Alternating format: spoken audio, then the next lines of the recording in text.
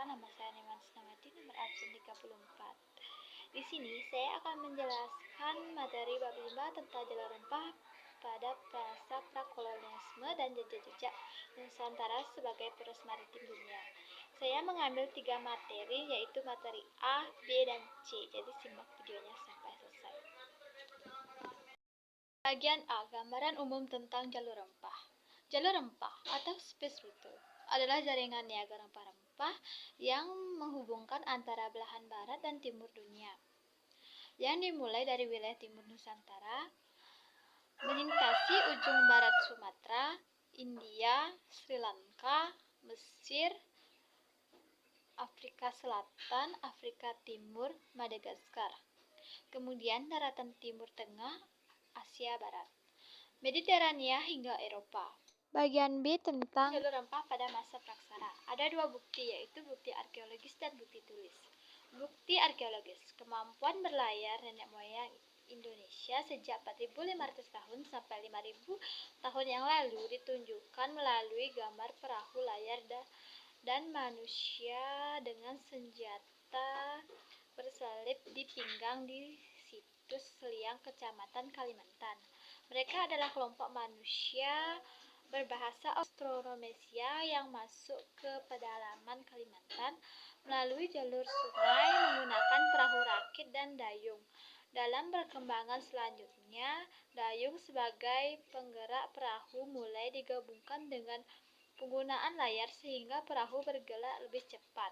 Ada pula lukisan perahu serta lukisan penari dan gendang logam di batu di situs Her Suru Entapa di Kisar, Maluku.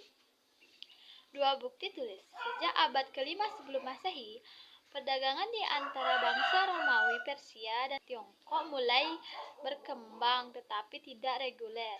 Perdagangan dilakukan melalui jalur daratan di Asia Tengah.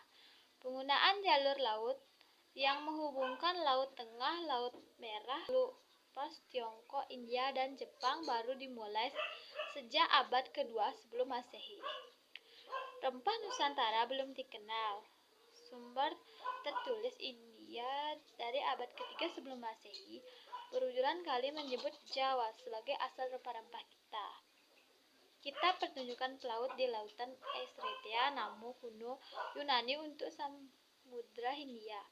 Penyebutan kapal rempah-rempah dari arah timur. Meskipun demikian, sampai permulaan abad Masehi, India berfokus kepada perdagangan emas. Pada perdagangan terjadi kekacauan sebesar di Asia Tengah. Di masuk utama emas, India sempat mengompor emas di Romawi, tetapi hal ini tidak berlangsung lama karena segera dilarang oleh Kaisar Vespasianus 69 sampai 79 sebelum Masehi. India kemudian mengincar sumber emas baru mitranya dengan yang baru. Bagian C, jalur rempah pada masa Hindu-Buddha. Pada periode ini, kerajaan-kerajaan Hindu-Buddha di Jawa, jalur rempah semakin berkembang pesat. Sumber-sumber arkeologis ataupun tulis menemukan jejak jalur rempah pada 4 kerajaan kuno di Nusantara: Sriwijaya, Mataram kuno, Singosari, dan Majapahit. 1. Kerajaan Sriwijaya. Kerajaan Sriwijaya abad ke-7 hingga abad ke-15 Masehi merupakan suatu kerajaan maritim, sebuah negara perniagaan dan negara yang berkuasa di laut. Perjalanan dalam jalur rempah ini tidak bisa diragukan. Ada banyak sumber yang menyebutkan kemajuan Sriwijaya dalam pelayaran dan perdagangan di jalur rempah mulai dari timur Nusantara, Jawa Selat, Sunda, Sumatera Selat, Malaka hingga India, Tiongkok, Arab, dan Persia. Sumber-sumber utama berasal dari prasasti, berita Tiongkok, berita Arab, dan catatan para pendeta Tiongkok seperti I Tsing 6071 Masehi. Kerajaan Mataram kuno. Bukti utama jalur rempah pada masa kerajaan ini adalah relief-relief pada Candi Borobudur yang dibangun pada 770 sampai 825 Masehi pada masa pemerintahan Raja Simaragrawira dan Raja Samaratuangga berkuasa 7.000 792 sampai 8100 Masehi. Ada spesies tanaman dan relatif candi ini relatif Candi Borobudur. Juga menggambarkan potret masyarakat saat itu sedang meracik jamu Nusantara. Memang merupakan rumah besar keanekaragaman hayati dunia. Sekitar 11% lebih dari 3.000 spesies jenis tumbuhan dunia ada di hutan tropis Nusantara. Sebagaimana dikenal dan dipergunakan sebagai rempah, ada Nusantara adalah ibu rempan yang antara lain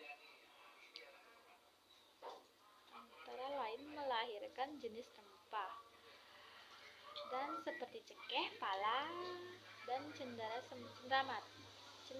Sementara itu relatif kuno di Candi Borobudur. Perahu layar Candi memudikan nenek moyang bangsa Indonesia adalah pelaut. Terdapat 10 relatif yang menggunakan gambar perahu kuno dengan model yang berbeda-beda. Sejarawan J.L. Miller 1969 meyakini kapal-kapal yang berlayar di Laut Jawa pada abad ke-8 berupa dengan yang digambarkan relatif Borobudur.